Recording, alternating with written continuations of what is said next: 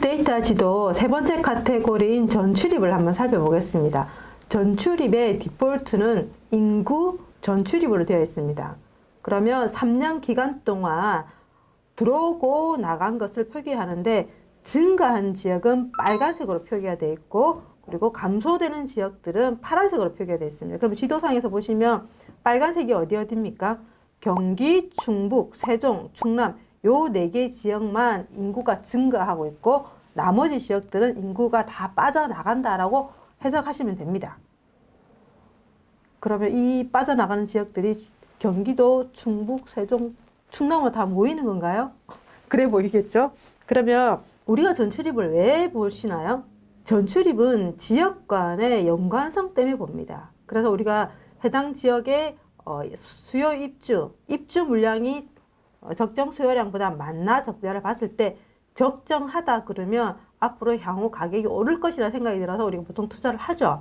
투자를 하는데 연접되어 있는 영향을 미치는 지역의 물량이 많으면 그 물량 때문에 가격 상승을 못합니다. 그러다 보니까 내가 투자하고자 하는 지역의 대체 지역, 영향을 미치는 지역이 어딘지를 살펴보는 지표이기도 하죠.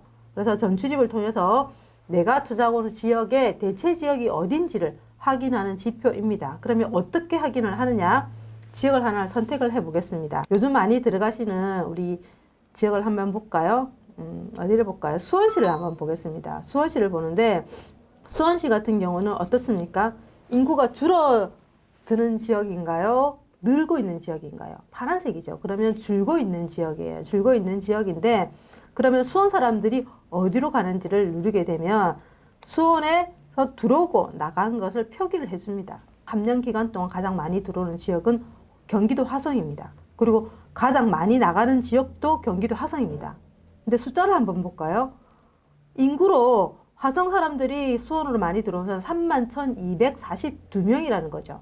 그런데 수원에서 경기도로 나간 사람은 72,249명이에요. 거의 2배에 가까운 숫자들이 나간다라는 거죠. 그러면 수원시 입장에서는 화성 사람이 들어오기도 하지만 수원시 사람들이 화성으로 더 많이 나간다라는 거죠. 그러면 수원 입장에서는 그 지역에 내 사람들을 잃어버리는 그런 현상이 생기는 거죠. 그러면 수원에서 물량이 부족하더라도 화성에 집들이 많이 지어지면 그쪽으로 많이 가기 때문에 화성 집값이 안 오르겠죠. 살펴본 거는 지금 인구를 봤습니다. 그럼 세대를 한번 살펴볼게요. 우리 지금은 세대 간 이동이 더 중요하기 때문에 세대 간 이동을 보면 수원은 증가하는 걸로 나옵니다. 증가하는 빨간색으로 표기가 되어 있는 거죠. 그래서 세대 간도 그 숫자를 한번 살펴보면 이 19,947세대가 화성으로 들어옵니다. 그리고 수원에서 화성으로 나가는 세대가 39,183세대가 나간다는 거죠. 그래서 10%가 들어오고 19%가 나간다는 것은 화성 입장에서는 많은 사람들을 받아들이는 지역 중에 하나인 거죠. 그래서 이 대체 지역으로 봤을 때는 수원의 대체 지역은 화성이다라고 볼 수 있는 거죠. 그러면 이 화성하고 수원의 우리 물량도 한번 살펴보겠습니다. 이건 조금 더 연관되는 부분이기 때문에 2018년에서 2020년도에 3년 기간 동안 물량을 한번 살펴보겠습니다. 그러면 수원 같은 경우는 이제 4개의 구로만 나뉘어져 있죠. 영통구, 팔달구, 장안구, 건설 요 4개의 구로 되어 있는데 요 4개 구의 물량을 보면 부족한 지역들은 파란색으로 표기가 되어 있고요. 적정한 지역은 초록색으로 표기가 되어 있습니다. 그런데 빨간색은 적정 수요량보다 과잉 지역입니다. 과잉 지역이기 때문에 빨갛게 표기가 됩니다. 그러면 영통구를 제외한 나머지 지역들은 부족으로 나오는 거죠. 부족이 나오는데 밑에 보시면 화성은 적정 수요량이 12,000세대인데 입주 물량이 66,000세대입니다. 굉장히 많죠. 거의 한 5배 가까운 물량들이 들어오면 실질적으로 이 수원의 물량은 다른 지역은 부족하고 영통구로 많지만 거의 요 전체 4개 구들을 합해보면 적정하다 보입니다. 그러면 적정함에도 불구하고 가격 상승을 못했어요. 그 못한 이유는 대체 지역인 화성의 물량이 많기 때문에 그렇습니다. 특히 화성은 수원보다 가격이 쌉니다.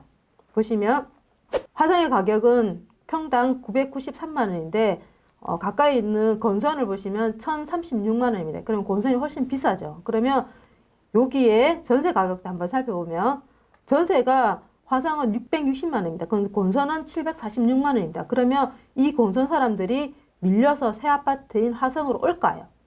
당연히 오겠죠. 그러다 보니까 실질적으로 수원에 있는 사람들이 화성을 많이 왔다라고 볼 수 있는 거고요. 그러면 제가 아까 18년에서 20년을 봤는데 그럼 향후 한번 보겠습니다. 향후 20년에서 23년 기간 동안 물량을 보면 화성이 5배 가까이 있던 물량들이 지금 보시면 적정 수량이 16,000인데 25,000입니다. 이제 한 배 조금 넘는 물량이죠. 그러다 보니까 앞에 그 많은 물량들을 소화를 하고 이제는 물량이 적정해지는 구간들이 와지는 거죠.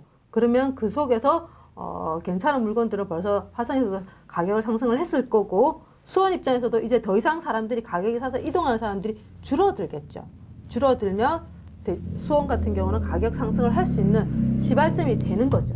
수원 같은 경우는 지금 여러 가지 것들이 맞물려 있는 거죠.